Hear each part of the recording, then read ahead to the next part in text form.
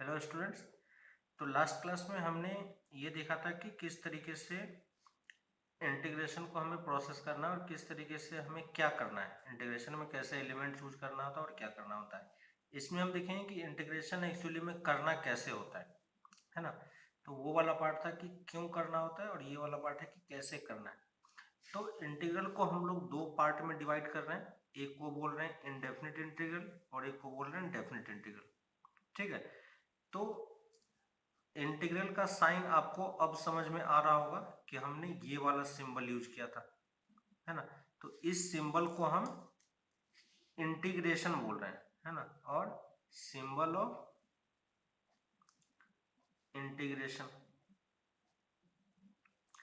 तो जब भी हमें कहीं पे इंटीग्रेट करना हो तो हम हमेशा यही वाला सिंबल यूज करते हैं। ठीक है, अब इस सिंबल को यूज करने के लिए हमें यहाँ पे दो चीजें याद रखनी है कि ये एक इंटीग्रेशन का साइन होगा और यहाँ पे एक dx होगा। ठीक है, और इसके बीच में, इन दोनों के बीच में क्या होता है, एक कोई फंक्शन fx होता है। तो ये एक कंप्लीट इंटीग्रेशन बनता है ना। तो ये क्या है, कंप्लीट इंटीग्रेशन। तो जब भी हमारे पास कोई भी इंटीग्रेशन का क्वेश्चन आएगा वो हमेशा इसी फॉर्मेट का होगा, है ना। ये हमारा क्या है, फंक्शन है जिसे हमें इंटीग्रेट करना है। ये क्या है, जिसके रिस्पेक्ट में हमें इंटीग्रेट करना है ना। तो integrate with respect to x. और ये क्या है, सिंबल ऑफ इंटीग्रेशन। इसका मतलब है कि हमें इस फंक्शन को x के रिस्पेक्ट में इंटीग्रेट करना है ना। तो इसको पढ़ने का मतलब इस तरीके से होता है। इस इंटीग्रेशन साइन के बाहर अगर कुछ फंक्शन होता है हमें उससे कोई मतलब नहीं है। इस dx के बाद में कोई फंक्शन होता है हमें उससे भी कोई मतलब नहीं है। इस पूरे यहां से यहां तक जो भी चीजें है यही हमारे लिए इंटीग्रेशन वाला पार्ट है। इसमें वेरिएबल क्या होगा, x होगा, क्योंकि हम किसके रिस्पेक्ट में कर रहे हैं, x के रिस्पेक्ट में कर रहे हैं, है ना। वैसे ही इंटीग्रेशन इस तरीके से भी लिखा जा सकता है, f ऑफ y dy। यहाँ पे जो फंक्शन है हम उसी के रिस्पेक्ट में इंटीग्रेट कर रहे हैं और ये सिंबल इंटीग्रेशन का है ना। तो ये dx dy हमें ये बता रहा है कि हमें किस वेरिएबल के टर्म में फंक्शन को इंटीग्रेट करना है। क्लियर। तो अब इनडेफिनिट इंटीग्रेशन का मतलब क्या होता है, तो हमें एक बार इसको डिस्क्रीट केस से कंपेयर करके देखते हैं कि डिस्क्रीट में हमारे पास एक सिग्मा का साइन होता था, याद होगा आपको, है ना। और यहाँ पे i इक्वल टू 1 से लेके 5 तक हमने एक नंबर लिया था और यहाँ पे i लिया था। तो ये i एक्चुअली में क्या है, यहाँ पे किसके तरह ट्रीट कर रहा है, फंक्शन की तरह ट्रीट कर रहा है। ठीक है, ये सिग्मा का साइन किसके तरह ट्रीट कर रहा है, इंटीग्रेशन के साइन के साथ ट्रीट कर रहा है। ये जो आई है ना, ये कंप्लीट पार्ट एफ एक्स है और इसमें जो वेरिएबल क्या है, तो ये आई वेरिएबल है। तो आई किसके तरह बिहेव करेगा, डी वाई के तरह। ठीक है, अब ये जो आई का लिमिट है, आई कहां से कहां तक है, 1 से 5 तक। ठीक है, तो यही डिफरेंस क्रिएट करता है डेफिनेट और इनडेफिनेट इंटीग्रल में, है ना। तो इनडेफिनेट इंटीग्रल में सिर्फ हमारे पास क्या लिखा होगा, इस टाइप से कुछ लिखा होगा, फंक्शन लिखा होगा।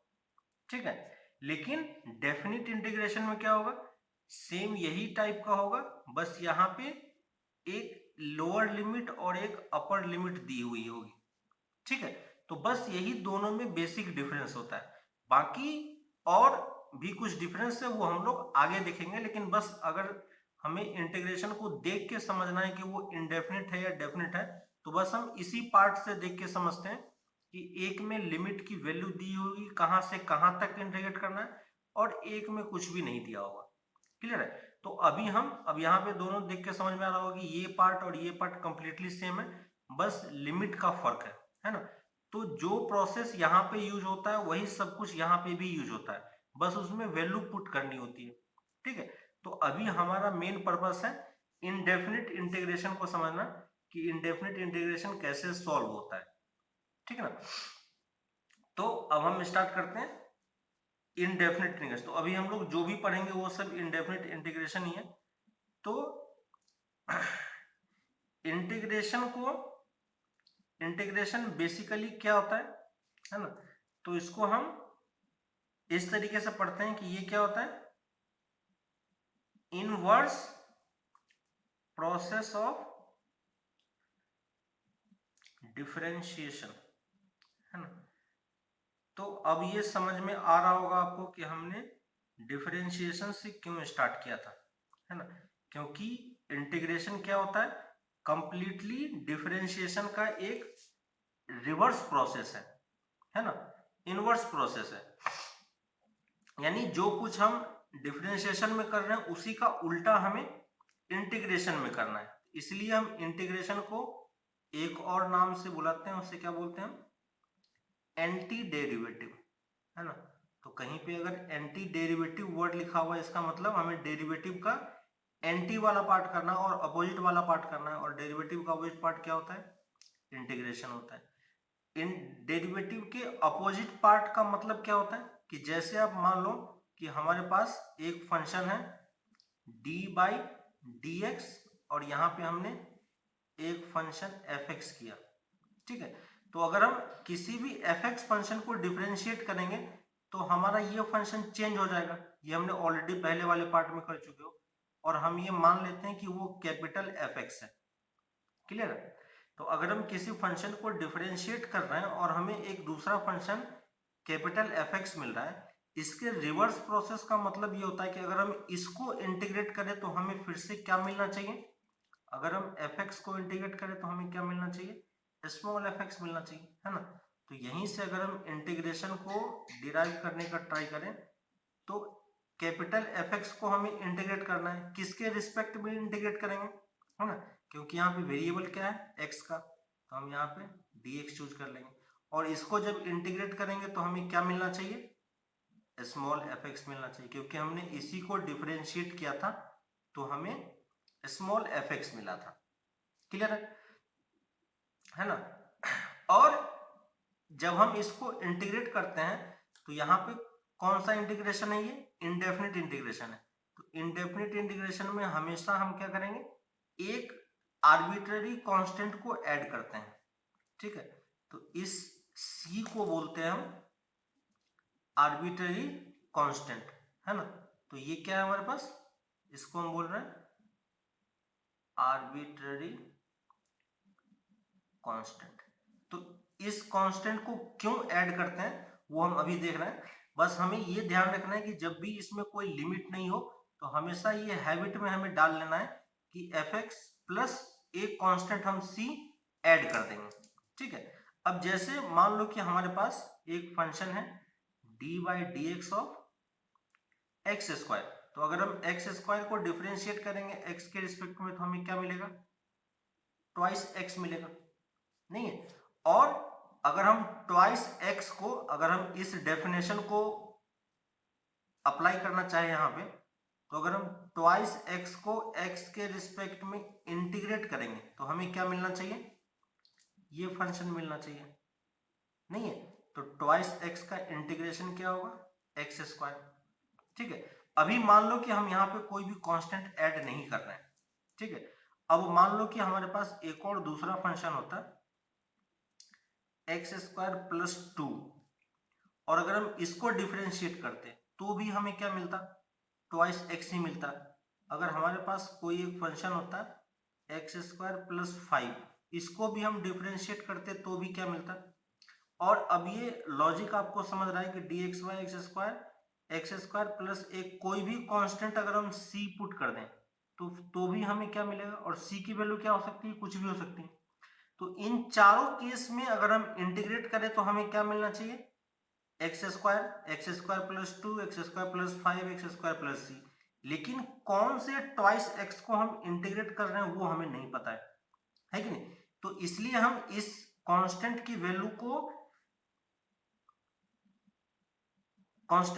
को हम लिखने के लिए यहाँ पे c यूज कर लेते हैं। तो ये c की वैल्यू 2 भी हो सकती है, 5 भी हो सकती है, या कुछ और भी कांस्टेंट हो सकता है। तो अब ये समझ में आ रहा होगा कि इनडेफिनिट इंटीग्रेशन में जब भी हमें इंटीग्रेट करना है तो हमेशा हमें क्या लेना होगा, ये कांस्टेंट सी ऐड करना होगा, ठीक है। तो अगर हम इंटीग्रेशन के डेफिनेशन को समझे, if d small f x by d x equal to capital f x, then integration of capital f x d x equal to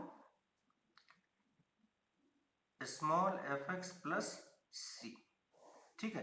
तो ये हमें डेफिनेशन याद रखना है कि ये डेफिनेशन होता है इंटीग्रेशन का, है ना। तो हमने ये पहला प्रोसेस सीखा है इंटीग्रेशन का, कि इंटीग्रेशन क्या होता है एक्चुअली में, एक इनवर्स प्रोसेस है डेरिवेटिव का। अगर हमें किसी फंक्शन का डेरिवेटिव पता है तो हम उस फंक्शन को इंटीग्रेट भी कर सकते हैं, है कि नहीं, लॉजिकल है। अब हम इसी चीज को अपने रूल्स में लिख लेते हैं, ठीक है। तो हम ये एक तरीके से टेबल बता रहे हैं, जैसे हमने डेरिवेटिव का एक टेबल बनाया था, याद होगा आपको, हमने बहुत सारे फंक्शन लिखे थे, है ना। तो यहां पे भी हम एक बेसिक इंटीग्रल्स लिख रहे हैं, है ना। बेसिक इंटीग्रल्स क्यों बोल रहे हैं, क्योंकि ये सारे इंटीग्रल्स की वैल्यू हमें क्या होनी चाहिए, पता होनी चाहिए, है ना। जैसे हमें कैसे पता चलेगा कि हमें इसका इंटीग्रेशन पता होना चाहिए, है ना। तो जैसे आपको याद हो कि अगर हम इस, क्योंकि हम डेरिवेटिव किसी भी फंक्शन का कर सकते हैं, है ना। तो मान लो हमारे पास ये एक डेरिवेटिव है, dx बाई डी का डेरिवेटिव कितना होगा, है ना। dx बाई डी का डेरिवेटिव कितना होगा, तो ये डेरिवेटिव 1 के इक्वल होगा, है ना। और अगर ये डेरिवेटिव 1 है, इसका मतलब अगर हम 1 को इंटीग्रेट करें तो हमें क्या मिलना चाहिए, ये फंक्शन मिलना चाहिए, है ना। तो ये हमारे पास 1 dx अगर हम लिखेंगे तो ये वैल्यू किसके इक्वल होगी, x के इक्वल होगी, और एक हम कांस्टेंट यहाँ पे ऐड कर देंगे, क्लियर, ठीक ना। बस हम अपने बेसिक डेफिनेशन को यूज करके इसको लिख रहे हैं, dx by x x to the power n plus 1 by n plus 1। अगर हम इसको डिफरेंशिएट करें तो ये वैल्यू किसके इक्वल होगी, x to the power n के, है ना। आपको समझ में आ रहा होगा, n प्लस 1 इधर मल्टीप्लिकेशन में आएगा, इसमें एक पावर कम हो जाएगा, n प्लस 1 कैंसिल हो जाएगा और ये आ जाएगा। इसका मतलब अगर हम x to the power n को इंटीग्रेट करें तो हमें क्या मिलना चाहिए, यही फंक्शन मिलना चाहिए। तो इसको हम क्या बोल रहे हैं, x to the power n plus 1 by n plus 1, और एक कांस्टेंट हम ऐड कर दे रहे हैं, क्लियर है। ऐसे ही हमारे पास d by d x of sign x था, तो साइन x का डेरिवेटिव कितना होगा, cos x, ठीक है। वैसे ही हमने, तो अभी हम क्या कर रहे हैं, पहले सारे डेरिवेटिव वाला पार्ट लिख रहे हैं। माइनस cos x का डेरिवेटिव किसके इक्वल होगा, साइन x के, है ना। tan x का डेरिवेटिव कितना होता है, sec स्क्वायर x, ठीक है। d by d x of sine inverse x का डेरिवेटिव किसके इक्वल होता है, 1 by root over 1 minus x square. d by d x of cos inverse x का डेरिवेटिव कितना होता है, minus 1 by 1 minus x square. d by d x of tan inverse x कितना होता है, 1 बाय 1 प्लस एक्स स्क्वायर, ठीक है। Next e to the power x का डेरिवेटिव कितना होता है, e to the power x नहीं रहता है। log x का डेरिवेटिव या ln x का डेरिवेटिव किसके इक्वल होगा, 1 बाई एक्स के इक्वल होता है। वैसे ही d by d x of a to the power x by ln a की वैल्यू किसके इक्वल होगी, a to the power x के इक्वल, क्लियर है। और अब हम इस चीज को समझ सकते हैं कि अगर हम cos x को इंटीग्रेट करेंगे तो हमें क्या मिलना चाहिए, sin x। तो cos x का इंटीग्रेशन किसके इक्वल हो जाएगा, sin x प्लस सी। वैसे ही sin x का इंटीग्रेशन किसके इक्वल होगा, minus cos x plus c. ठीक है, यहाँ पे ये ध्यान देना है कि sin x को जब डिफरेंशिएट करते हैं तो cos x मिलता है, और cos x को जब डिफरेंशिएट करते हैं तो माइनस sin x मिलता है, लेकिन जब यहाँ पे इंटीग्रेट करते हैं तो ये प्लस माइनस का डिफरेंस रहता है ना। sec स्क्वायर x को जब हम डिफरेंस इंटीग्रेट करते हैं तो हमें क्या मिलेगा, tan x प्लस सी मिलना चाहिए। वैसे ही अगर इस वाले पार्ट को 1 माइनस एक्स स्क्वायर को जब हम इंटीग्रेट करेंगे तो हमें क्या मिलना चाहिए, साइन इनवर्स एक्स, क्योंकि साइन इनवर्स एक्स का डेरिवेटिव हम देख चुके हैं। वैसे ही minus 1 by root over 1 minus x square का डेरिवेटिव किसके इक्वल होगा, कॉस इनवर्स एक्स के, है ना। 1 बाई 1 प्लस एक्स स्क्वायर का डेरिवेटिव किसके इक्वल होगा, टेन इनवर्स एक्स के।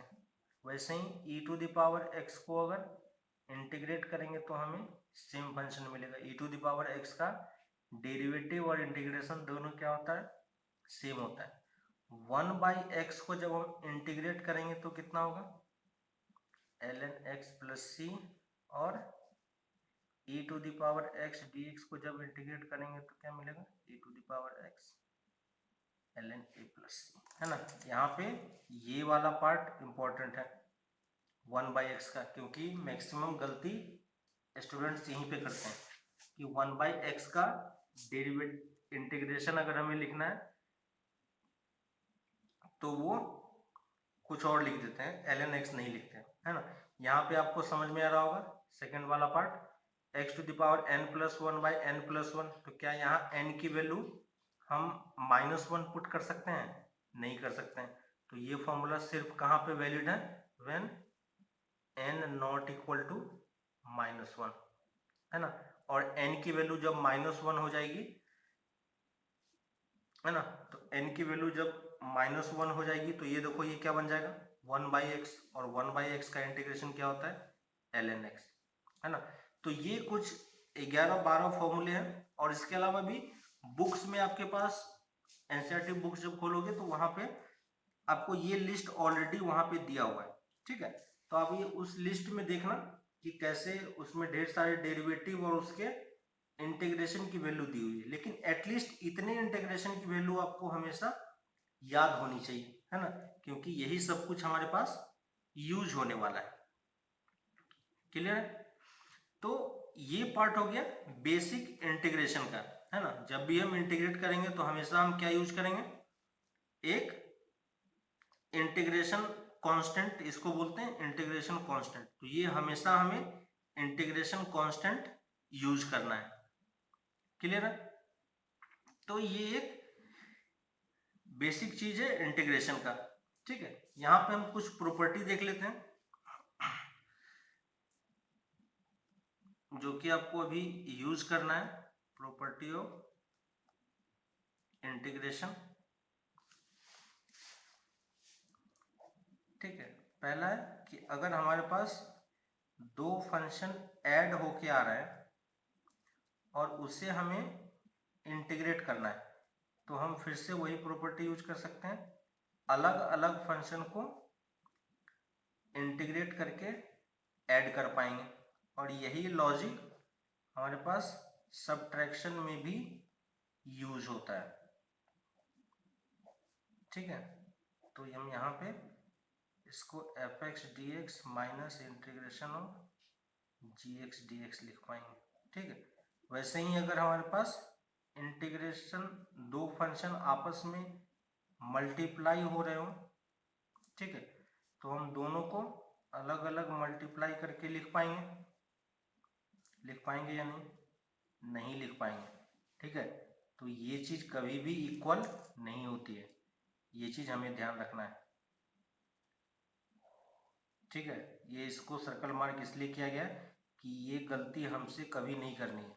जब भी इंटीग्रेशन जो है वो मल्टीप्लिकेशन के फॉर्मेट में हो या डिवीजन के फॉर्मेट में हो, तो अगर डिवीजन में भी हो तो क्या हम इसको ये लिख पाएंगे F x d x by integration gx dx ये भी क्या होता है, इक्वल नहीं होता है ना। और क्योंकि ये दोनों प्रॉपर्टी वैलिड नहीं होती है, इसलिए हम इंटीग्रेशन उतने फास्ट या उतने अच्छे तरीके से नहीं कर पाते हैं। क्यों नहीं कर पाते हैं समझ में आ रहा है, और कहाँ पे प्रॉब्लम होगी ये भी हमें समझ में आ रहा है। तो जब भी कोई दो फंक्शन मल्टीप्लिकेशन के टर्म में हो या कोई दो फंक्शन डिवीजन के टर्म में हो, तो इंटीग्रेशन में प्रॉब्लम हमें इसी दो टाइप के फॉर्मेट में आने वाली है, इसलिए हमने ये लिखा हुआ है। कभी भी हमें गलती से इसको इसके इक्वल में नहीं करना है कि नहीं। बाकी प्लस माइनस में ये चीजें ऑलवेज वैलिड हो जाती है, ठीक है। वैसे ही अगर कोई एक कांस्टेंट k1 fx मल्टीप्लाई हो रहा हो फंक्शन में, तो इस k1 को हम इंटीग्रेशन साइन से बाहर निकाल सकते हैं क्योंकि वो कांस्टेंट है। समझ में आ रहा होगा, है ना।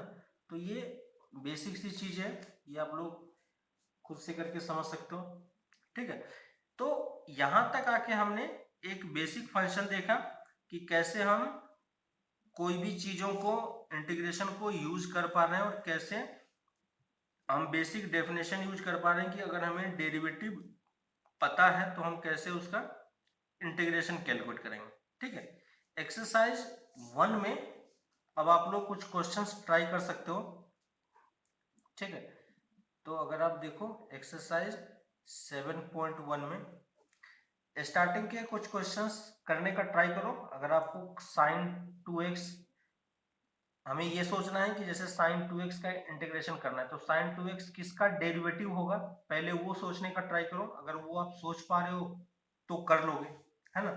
तो कुछ क्वेश्चंस है, सिंपल सिंपल फंक्शंस को अलग अलग ब्रेक करते जाओ और ब्रेक करके सिंपली आप उसको इंटीग्रेशन कर पाओगे। तो एक्सरसाइज 7.1 में ये जो स्टार्टिंग के जो हमने बेसिक इंटीग्रेशन लिखे हुए हैं, यही सारे इंटीग्रेशन को हम इस एक्सरसाइज में यूज करके देखते हैं कि कैसे वो फंक्शन यूज हो रहा है, ठीक है। तो एक्सरसाइज 7.1 आप लोग ट्राई कर सकते हो, ठीक है। क्वेश्चन नंबर 1 से लेके क्वेश्चन नंबर 21 तक, ठीक है। तो ये 21 क्वेश्चंस हैं और ये सारे बेसिक्स क्वेश्चन है, ठीक है। अगर इसमें कहीं आपको प्रॉब्लम हो रही है, इसका मतलब ये फॉर्मूला आप अप्लाई नहीं कर पा रहे हो, ठीक ना। तो हमें इस एक्सरसाइज में बस फॉर्मूले को कैसे अप्लाई करना है, बस उसी चीज को सीखना और कुछ भी नहीं है ना।